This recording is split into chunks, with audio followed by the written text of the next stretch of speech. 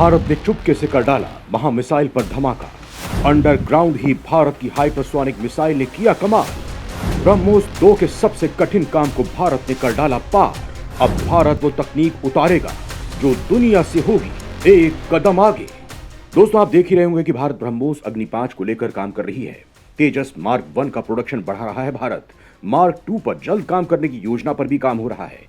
BrahMos missile और तेजस विमान का एक्सपोर्ट तेजी के साथ हो रहा है, लेकिन एक चीज है जिसका पूरी दुनिया को इंतजार था, यानी भारत की हाइपरसोनिक मिसाइल। क्योंकि चीन और अमेरिका दोनों ही लगातार इसकी अव्वल दर्जे की तकनीक हासिल करने के बारे में फेल हो रहे थे। वहीं अमेरिका के एक सीनेटर ने तो दावा किया था कि भारत की हाइपरसोनिक तकनीक अमेरिका से भी आगे निकलने के लिए तैयार है। ऐसे में खुद अमेरिका चीन जैसे उस खबर का इंतजार कर रहे थे कि भारत ने अपनी हाइपरसोनिक मिसाइल प्रोजेक्ट को कहां तक पहुंचा दिया है। क्योंकि दोस्तों, रूस, उत्तर कोरिया, चीन, अमेरिका जैसे देश ऐसी मिसाइलों का ओपनली टेस्ट करते हैं और भारत कर रहा है अंडरग्राउंड, यानी जमीन के नीचे। भारत क्या कर रहा है किसी को मालूम नहीं है। अब हाइपरसोनिक मिसाइल जैसी संवेदनशील तकनीक पर काम भारत जमीन के अंदर ही करना चाहता है। अब वो क्यों, ये तो हम आपको आगे बताएंगे ही, लेकिन जिस खबर का इंतजार पूरी दुनिया कर रही थी उस पर आज एक बड़ा धमाका हो गया है। यानी भारत ने हाइपरसोनिक मिसाइल को लेकर एक ऐसा शानदार मुकाम हासिल किया है जो बहुत ज्यादा क्रिटिकल है, और इस खबर ने महाशक्ति देशों के पसीने छुड़ा दिए हैं। वीडियो पर तो दोस्तों बने रहिएगा। हाइपरसोनिक तकनीक में भारत ने आखिर ऐसा क्या काम किया, हम आपको बताते हैं। हाइपरसोनिक मिसाइल तकनीक सबसे रिस्की काम पूरा। हाइपरसोनिक मिसाइल पर 2023 की सबसे बड़ी खबर। दोस्तों, इसे आप 2023 की हाइपरसोनिक मिसाइल टेक्नोलॉजी पर सबसे बड़ी खबर भी कह सकते हैं।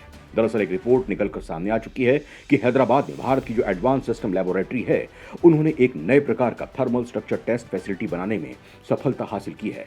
और इतना ही नहीं, बल्कि उसे पूरे तरीके से स्टैब्लिश भी कर लिया है। ये एक बहुत ही खास प्रकार की फैसिलिटी है। अभी तक हमने जितनी भी हाइपरसोनिक मिसाइलों को टेस्ट किए हैं वो बहुत ही शॉर्ट ड्यूरेशन के थे। मान लीजिए 700 से लेकर 800 किलोमीटर रेंज वाले, मतलब शॉर्ट रेंज हाइपरसोनिक मिसाइल। लेकिन आप जानते हैं कि भारत का प्लान यह है कि शॉर्ट रेंज बनाने के बाद हमें लॉन्ग रेंज हाइपरसोनिक मिसाइलें भी बनानी हैं, जिनकी रेंज कुछ 100 किलोमीटर ना होकर कुछ 1000 किलोमीटर हो। लेकिन इस प्रकार की हाइपरसोनिक मिसाइल बनाना हद से ज्यादा बड़ा चैलेंज है। दरअसल जो हाइपरसोनिक मिसाइलें होती हैं उसकी टेक्नोलॉजी डेवलप करना सबसे मुश्किल काम है। आप में से कई लोग कहेंगे कि रफ्तार हासिल करना सबसे मुश्किल काम होता होगा, क्योंकि 5 मैक की रफ्तार मिनिमम अगर पकड़नी है, 5 मैक मतलब जो आवाज की रफ्तार है, मतलब आपके फोन से निकलकर जो हमारी आवाज आपके कानों तक जा रही है उसे 5 से गुणा कर लीजिए। इतनी भयानक रफ्तार पकड़ दी होती है, लेकिन ये मुश्किल काम नहीं है। इसे तो डीआरडीओ क्या, दुनिया के कई और देश आसानी से हासिल कर सकते हैं। दरअसल इस पूरे खेल में सबसे ज्यादा मुश्किल काम है स्ट्रक्चरल इंटीग्रिटी। मतलब है कि जब आप उस रफ्तार पर जा रहे हो तो पूरी हाइपरसोनिक मिसाइल की बॉडी इंटीग्रेट होनी चाहिए, क्योंकि उस रफ्तार पर अमूमन अगर आप आसमान से कुछ भी गिराओगे तो आसमान में ही पिघल जाएगा, क्योंकि जो हवा का रेजिस्टेंस होता है यानी घर्षण होता है, उससे इतनी भयानक गर्मी पैदा होती है कि वो 2000 डिग्री सेल्सियस तक चली जाती है। अब आप खुद सोचिए कि जो हमारी खुद की बॉडी होती है उसका नॉर्मल टेम्परेचर 37 डिग्री सेल्सियस होता है। जब हमारे यहाँ पर तापमान 40 डिग्री पहुंच जाता है तो हम सब लोग घरों में गर्मी से बिलबिला जाते हैं। अब आप खुद सोचिए कि 2000 डिग्री सेल्सियस पर हाइपरसोनिक मिसाइल का क्या होता होगा। वो दरअसल अगर सही से नहीं बनी है तो वो पूरी की पूरी आसमान में ही पिघलकर बिखर जाएगी, और यही सबसे बड़ा चैलेंज है।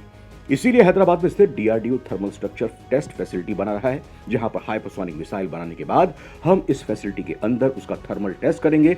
2000 डिग्री सेल्सियस तक इस फैसिलिटी के अंदर टेम्परेचर पहुंचाया जाएगा, और उसके बाद हवा भी उतनी ही रफ्तार से चलेगी, जिसके बाद ये चेक किया जाएगा कि हाइपरसोनिक मिसाइल की बॉडी है क्या वो इस चीज को झेल पा रही है या फिर नहीं। और सबसे खास बात इस फैसिलिटी की खासियत ये होगी कि इसमें एक भयानक घर्षण का ऐसा वातावरण बनाया जाएगा। ये कुछ सेकंड तक नहीं होगा, ये लंबे समय तक चलेगा, यानी कि हम अपनी मिसाइल पर पूरा भयंकर दबाव डालेंगे और उसकी सारी लिमिट तक हम प्रेशर डालकर ये देखेंगे कि क्या वो इसे झेल पाती है या नहीं। अगर वो लंबे समय तक झेल पाती है, मतलब हमने फर्स्ट स्ट्रक्चर डेवलप कर लिया है जो लंबे समय तक के लॉन्ग रेंज तक जाकर दुश्मन पर वार कर सकेगी। और ऐसी फैसिलिटी का एक दूसरा फायदा भी होता है, और वो ये कि ये फैसिलिटी आपकी दुनिया भर में बेइज्जती होने से भी बचाती है। दरअसल रूस ने जब वो सबसे पहले हाइपरसोनिक मिसाइल बनाई तो इन्होंने सारे टेस्ट अपने अंडरग्राउंड नहीं किए जैसे कि भारत कर रहा है।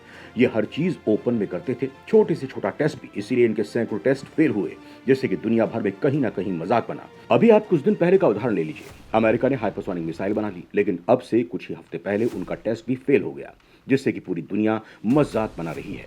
कि $900 बिलियन आप अपनी सेना पर हर साल खर्च करते हैं, लगभग 1 ट्रिलियन ही मानकर ही चलिए, और इसके बाद भी आप हाइपरसोनिक मिसाइल डेवलप नहीं कर पा रहे हैं। और भारत ऐसा कभी नहीं चाहता है। भारत ये चाहता है कि हम अपनी मिसाइल को ओपन में टेस्ट तभी करें जब टेस्ट के सफल होने के आसार 99.99% हो, यानी कि कोई कसर ना छोड़ें। इसीलिए हम अंडरग्राउंड तरीके से अपनी इन फैसिलिटी के अंदर अपनी ज्यादा टेस्ट कंप्लीट करेंगे, और जब हमारी मिसाइल 100% कंप्लीट हो जाएगी, इसके बाद हम पूरी दुनिया के सामने इसका टेस्ट करेंगे, क्योंकि तब इसके फेल होने के आसार लगभग ना के बराबर होंगे और पूरी दुनिया में भारत की जो जय जयकार होगी वो अलग से। इसीलिए ये फैसिलिटी हमारे लिए इतनी क्रिटिकल है।